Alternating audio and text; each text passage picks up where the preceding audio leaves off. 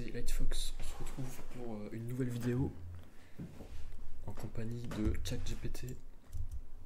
Et aujourd'hui donc je vais essayer d'apprendre un peu de politique. Salut ChatGPT, j'aimerais que tu m'apprennes un peu les bases de la politique parce que je trouve que c'est super intéressant la politique et voilà, donc est-ce que tu peux me dire qu'est-ce qu'on étudie, enfin qu'est-ce que les étudiants en Sciences Po étudient? Oui, donne-moi les gros chapitres.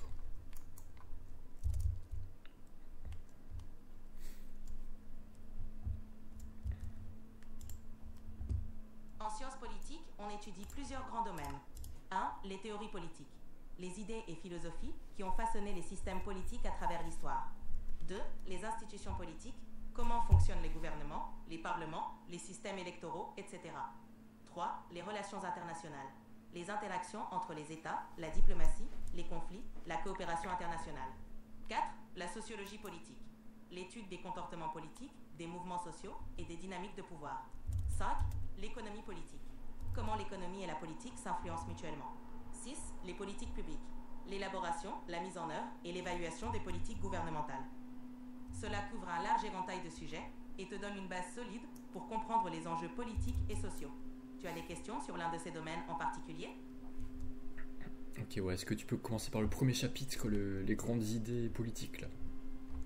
Vas-y, éclaire-moi. Bien sûr. Les théories politiques sont les grandes idées qui ont façonné la manière dont les sociétés sont organisées et gouvernées. Voici quelques concepts clés. 1. Le libéralisme. Il met l'accent sur les droits individuels, la liberté et l'égalité. Les penseurs comme John Locke et John Stuart Mill en sont des figures importantes. 2. Le conservatisme. Il valorise la tradition, l'ordre social et la continuité. Edmund Burke est un des penseurs clés ici. 3. Le socialisme. Il prône l'égalité économique, la justice sociale et la propriété collective. Karl Marx est l'une des figures emblématiques. 4. Le nationalisme. Il met l'accent sur la souveraineté nationale, l'identité culturelle et l'unité du peuple. 5. L'anarchisme. Il rejette toute forme de pouvoir coercitif, prônant une société sans État où les individus coopèrent librement. Pierre-Joseph Proudhon est un penseur clé. 6. Le féminisme. Il lutte pour l'égalité des sexes et la reconnaissance des droits des femmes. Simone de Beauvoir est une figure importante. Ces concepts forment la base de la compréhension des différentes approches politiques. Tu veux en savoir plus sur l'un de ces courants? Ok, merci. Alors je suis pas sûr que le féminisme soit une idée politique, mais bon, si tu veux. Et ouais, je voulais demander, donc est-ce que donc voilà, les gouvernements, les États, c'est un peu voilà, la forme de pouvoir la plus grande dans le monde. Est-ce que il y a quelque chose qui a plus de pouvoir qu'un gouvernement politique dans le monde ou pas?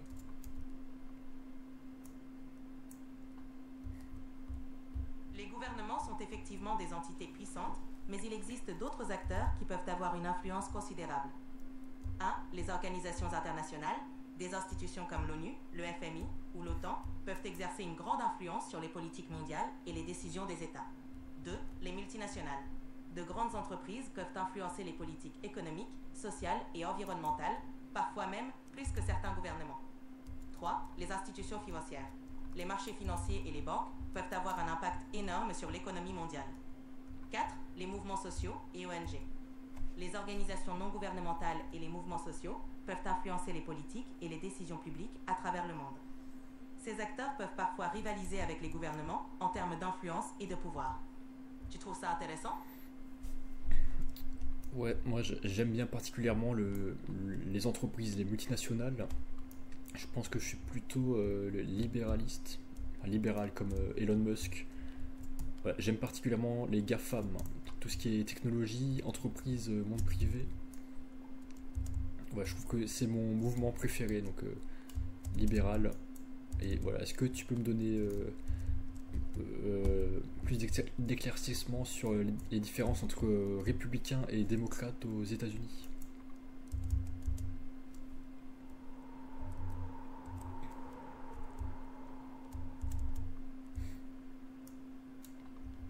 Aux États-Unis, les républicains et les démocrates représentent les deux principaux partis politiques avec des visions distinctes. 1. Les républicains, GOP. Ils prônent généralement un gouvernement plus restreint, des impôts bas, une forte défense nationale et des valeurs conservatrices sur des questions sociales comme l'avortement et le port d'armes. 2. Les démocrates. Ils soutiennent une intervention plus importante de l'État, notamment en matière de protection sociale, d'éducation et de santé. Ils défendent aussi des positions progressistes sur des questions comme les droits des minorités, l'environnement et l'égalité des sexes. Ces différences reflètent des approches distinctes sur la gestion de l'économie, des libertés individuelles et des politiques sociales. Ça te parle? Ouais, est-ce que ça ressemble à la droite et gauche en France ou pas? Est-ce qu'il y a des similarités? Oui, il y a des similarités. En France, la droite et la gauche partagent des caractéristiques avec les républicains et les démocrates aux États-Unis. 1. La droite, en France. Elle est similaire aux républicains. Elle prône un État plus restreint, la libre entreprise, des impôts bas, mais aussi des valeurs traditionnelles sur des questions comme la famille ou la sécurité. 2. La gauche, en France. Elle ressemble aux démocrates. Elle soutient une intervention étatique plus importante, la protection sociale et des valeurs progressistes sur des sujets comme l'égalité et l'environnement. Cependant, il y a des nuances culturelles et historiques propres à chaque pays. Mais globalement, les axes droite-gauche en France et républicain-démocrate aux États-Unis ont des points communs. Tu trouves ça intéressant? Ok. Ouais, intéressant, merci. Je fais mes cours de Sciences Po avec toi. Et est-ce que tu peux me rappeler le deuxième chapitre que tu m'as mentionné au tout début? Avec plaisir. Le deuxième chapitre concerne les institutions politiques.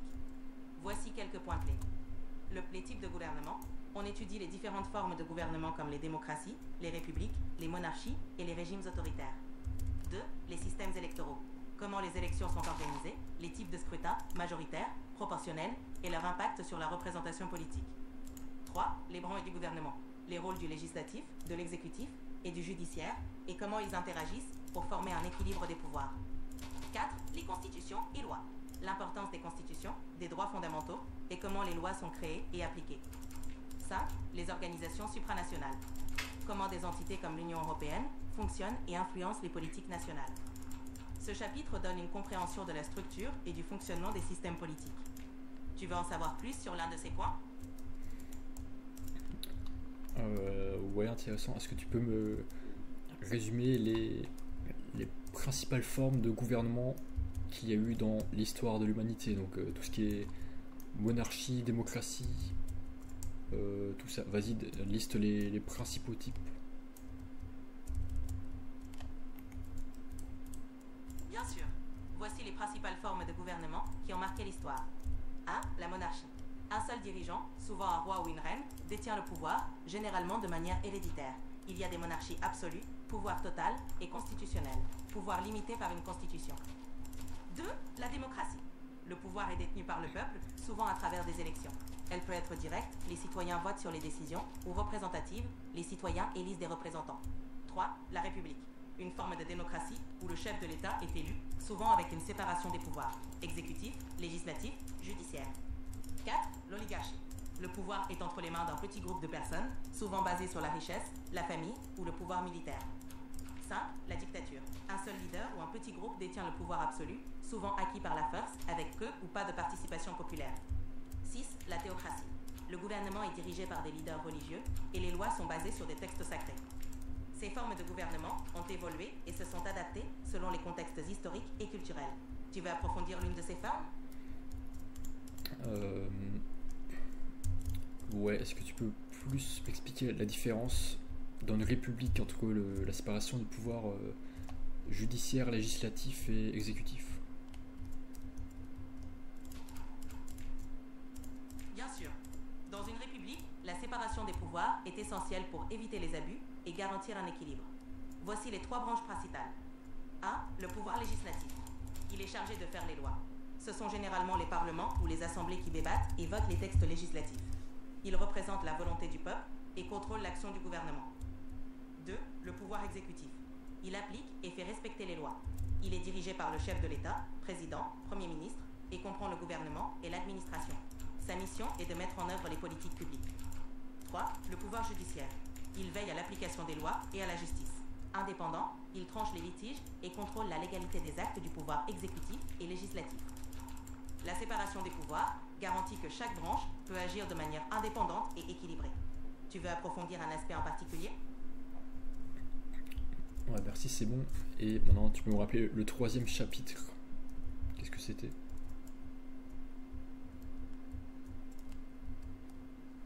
Le troisième chapitre concernait les relations internationales. Voici les points principaux.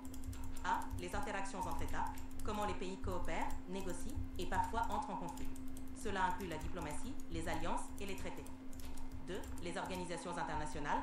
Le rôle des institutions comme l'ONU, l'OTAN ou l'Union européenne dans la gestion des relations internationales. 3. Les conflits et la sécurité. Étude des causes des guerres, des stratégies de maintien de la paix et des enjeux de sécurité globale. 4.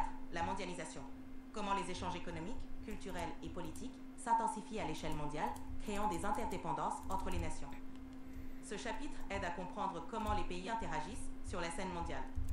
Tu veux explorer un aspect en particulier? Ouais, c'est vrai que je trouve que la politique c'est assez lié à l'histoire quand même. Alors, tu peux me rappeler jusqu'à quelle date, toi, ChatGPT, t'as des données précises?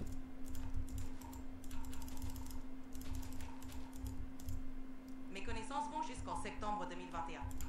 Je n'ai pas accès aux événements ou aux données postérieures à cette date. Ok, mais ouais, si je te demande, tu peux rechercher des textes plus récents, enfin des données plus récentes sur Google ou sur Internet? Oui, je peux rechercher des informations plus récentes sur Internet si tu as besoin d'une mise à jour ou de détails sur un sujet spécifique. Merci. Alors, est-ce que tu peux plus m'expliquer en détail la mondialisation? Qu'est-ce que c'est?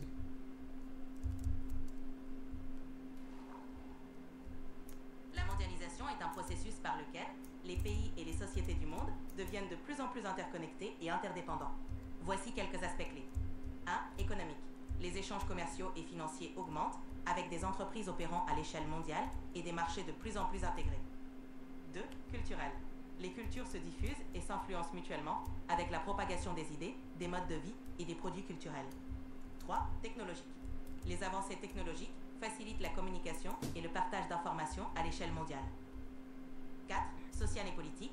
Les questions globales comme le changement climatique, les droits de l'homme et les pandémies nécessitent une coopération internationale accrue.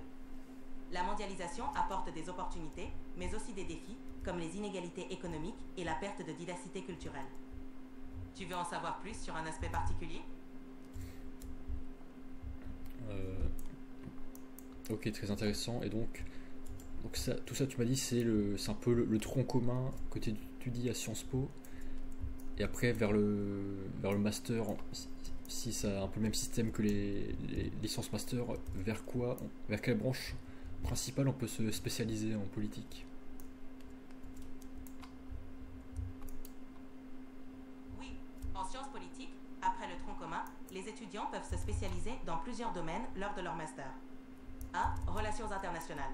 Focalisation sur la diplomatie, les conflits, la sécurité internationale et les organisations mondiales. 2. Politique publique. Étude des processus de création et d'évaluation des politiques avec un accent sur des domaines comme l'éducation, la santé ou l'environnement. 3. Sciences politiques comparant. Analyse des systèmes politiques à travers le monde, comparant les structures et les dynamiques politiques de différents pays. 4. Théorie politique. Approfondissement des idées et philosophies politiques avec un regard sur les penseurs classiques et contemporains. 5. Économie politique. Combinaison de l'économie et de la politique, étudiant comment les politiques économiques influencent et sont influencées par les décisions politiques. Ces spécialisations permettent d'approfondir des domaines spécifiques en fonction des intérêts des étudiants. Tu veux explorer l'une de ces spécialisations? Ok, c'est tout. Merci pour cette petite vidéo. Approfondissement politique. Voilà, pour apprendre la politique avec ChatGPT. Donc, c'est tout. Merci pour ce petit test, ce petit format. Merci les viewers et on se retrouve à très vite. Salut, ciao.